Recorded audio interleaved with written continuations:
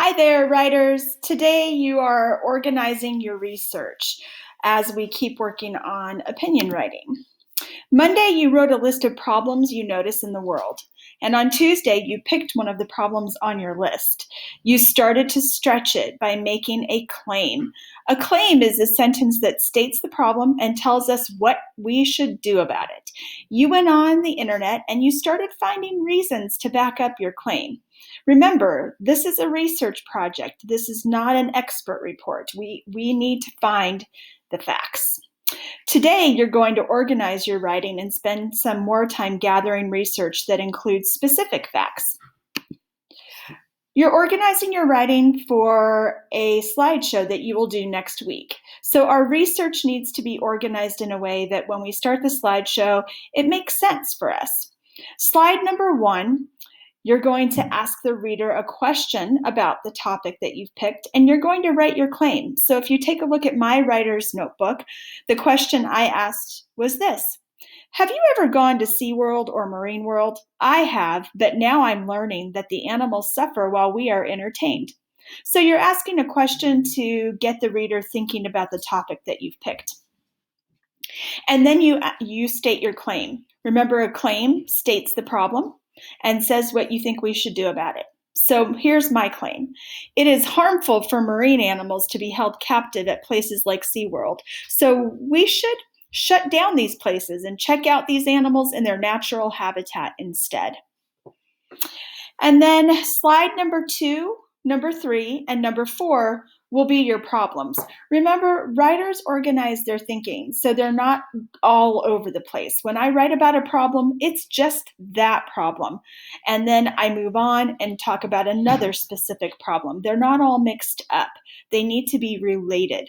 So slide number 2 for me will be, orcas die younger in captivity. They only live for approximately 14 years.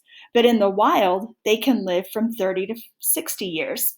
So that's a problem I think that we have with animals being at SeaWorld. They could live longer if we didn't need to keep them in tiny little pools for us to look at. Slide number 3 will be my second problem.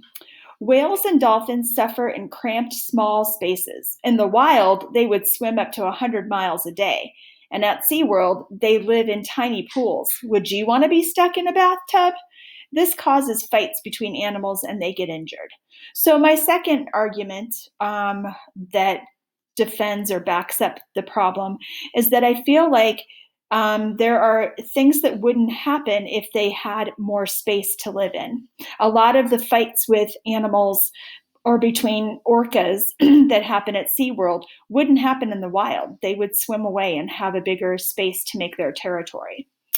Slide number 4, the problem is that because they live in shallow pools and they perform a lot, they have medical issues. Orcas get sunburned skin that is hidden with black zinc oxide, and they are given medication for anxiety and depression.